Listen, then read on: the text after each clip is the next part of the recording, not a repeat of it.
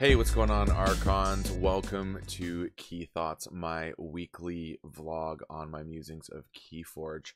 I apologize for the absence this week. I've started a new job and I'm still getting used to the schedule and the ability to create content when I can, and I'm hoping to have that resolved for next week and get back to regularly scheduled content. But without further ado, let's get into this week's topic, which is something kind of different than what I normally do, because normally I give a kind of specific topic in relation to a concept. Now I'm actually looking at a couple decks because yesterday my friend and I played these two decks in a blind sealed opening, and you're going to see two decks today. Here's one of them, and the weirdest thing happened where the matchup was just super bizarre in a way that it was kind of weird actually, just in general, but we've been question marking hard since playing them, and I can't stop thinking about how what happened, and to the degree that it happened, and then the stats and stuff. So let's get into it. First of all, with the card of the week, which this week is going to be, believe it or not, Grunt Buggy is the card of the week. Both decks happen to contain Grunt Buggy. So it says your opponent's keys cost +1 for each friendly creature with power 5 or higher, and then your keys cost +1 for each enemy creature with power 5 or higher. Okay, so here we are, and this deck was an interesting deck due to the fact that it has, if I'm counting correctly, I believe it's 1, 2, 3, 4, 5, 6, 7, 8 creatures that trigger the Grunt Buggy, which is great. That's a great number. You can see the stats: 8.3, 19, 5.8. Not ideal, but not terrible. The double, they're everywhere with Into the Fray is quite nice. And you also have ability to just do a lot of fighting with your people in here. And so yeah, that's just the way it is, but that's not the point. So this is kind of how this deck is. You can kind of see the full moon, not a lot of creatures there, but there's a Nep Seed, which is really helpful with some of the things that exist, like Burn the Stockpile, Screech Bomb, you know, things like that. And here we are looking at this. There's 8 artifacts in the deck, by the way, which is quite interesting, because Niflgrounds, Nep Seed, 2 shards, Quantum Finger Traps, and a Library Babble, plus a Screech Bomb and a Grunt Buggy. So, interesting deck, right? Real interesting. And then we go to the other deck.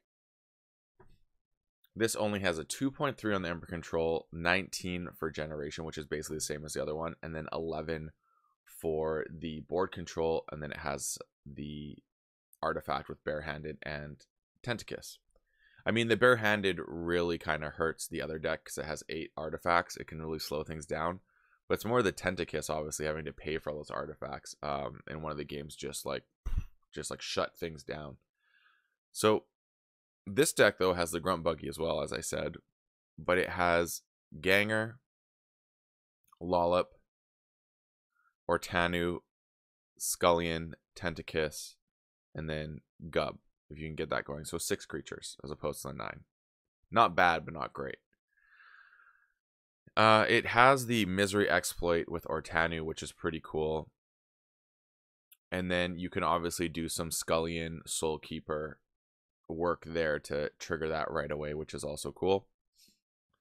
And it has a double Fixed Finger, which means your Mars creatures are going to have armor. And then it has a Maverick Quantum Finger Trap, which is kind of neat. Especially with Gub and things like that. And it has 2 Hypno Beams, which is, I think, one of the more potent aspects of this deck, which we'll get into. So here's this deck, as you can see. Really low Ember Control. Like, actually, the Ember Control it has is literally Grunt Buggy and Tentacus. That is it. So you're relying on the Grunt Buggy. Now here's the kicker. This deck destroyed the other deck. Like, we both played it. We both, like, severely wrecked the other deck. The other deck did not forge a key. Okay? Keep that in mind. Did not forge a key with 2.3 Ember Control only being Grunt Buggy. Wild. I still can't get over it. Like, I'm still thinking about that. Now, looking at this deck, I was surprised it had greater Ember control, but it does, because it has the Grunt Buggy, Burn the Stockpile, Screech Bomb, Take That Smarty Pants. It does not count. So it's a 3.6 in this deck. What is Grunt Buggy rated here? Only a 2. Interesting. So the number changes based, I guess, on the creatures. That's cool. Here's a kicker. This deck is a 54 SAS. Okay? This deck is a 62 SAS, almost 10 SAS higher, and it could not forge a key. Like, could not. Both times, no matter who was playing it, it could burn the stockpile, do stuff, but this deck literally owned. Like, it was not funny.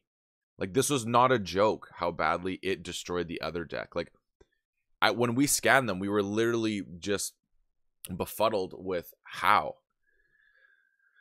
So, decided to talk about this today. Let's talk about it. Like, how'd you feel? I was confused. I did not understand what was happening. Ortanu barely even did anything in both games. The bindings did more work, oddly enough. I can't remember what the context was. I think it was getting rid of like Little Rapskull was really helpful, because that can sometimes hurt you. So it opens that up. The Exhumes are amazing because you can keep the pressure. The Ganger into War Grumpus is really nice as well, because you can actually go Ganger, War Grumpus, back into Ganger again. So you get a board clearing that way a lot. I mean, you could even Into the Fray that way if need be. So the Into the Fray Ganger combo exists as well. The Hypno Beams are actually so crucial in this one. So you have the 2 Hypno Beams, which with Grunt Buggy is providing that double, you're doubling down essentially. So you remove their highest creature and you gain a highest creature. So you're increasing key cost with it while also reducing your key cost. Super, super fantastic. You also have the Mars First with the Collector Worm. So Collector Worms can also basically take out essentially any 6 power creature or below is going to be able to be fought into using the Mars First. So you're also reducing your key cost, which is amazing. The Vizima Think Drone is not very helpful in terms of archiving stuff, because if you're going to be using your Collector Worm, you're going to have stuff in your archives you don't want to pull out. Quantum Finger Traps is kind of weird. I don't really see the need for it that much, other than protecting something with Taunt, which only exists within the Gub. Like I said, it's the Gub thing, but you could protect some stuff. We also have here the Combat Pheromones, which is really nice to sacrifice this and use maybe Collector Worm or Vizima, or, you know, they're pretty much your creatures here. Just gaining some Ember in some way, board controlling, reducing key costs, all those sort of things that can exist. It worked so well. It was just phenomenal the way it did things. Even Ganger into Bingo Bang Bang is just phenomenal. And you got the Grumpus Tamer here to get your War Grumpuses out. Unfortunately, they're not a great size. The Pound is nice because you're going to get 3 creatures to set up a Misery Exploit. You gotta love it. And then if you ever get Ortanu out, the splash into Misery Exploit is nice there. We did not see that happen. But it just shows you this deck had some interesting tools. Like, I'm going to play this tomorrow on stream, because I need to kind of see, was this some sort of an anomaly within the matchup, or does this deck actually put in some work? I'm going to play in casual, not competitive, just because of, you know, it may not be that great. But this deck, yeah, it just did not do anything. Like, the stats seem pretty good. It just didn't do anything. It was so weird. And again, is that the matchup? Like, could I play Grunt Buggy against another deck and be really good with the way this lines up? So it's something I'm going to be looking at and am interested in, because it's kind of bizarre. But here we are. What can you do?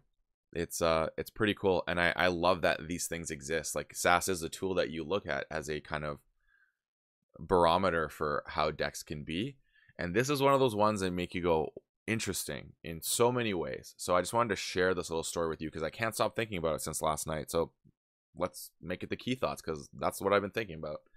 Let me know your thoughts on this and what you see. It's pretty wild. And check out the stream tomorrow to figure out what's going on with all this. I'll be streaming at 11 tomorrow, 11 a.m. Pacific, 2 o'clock Eastern. So as always, folks, may your Ember never be stolen and your keys forged promptly. Have a good one.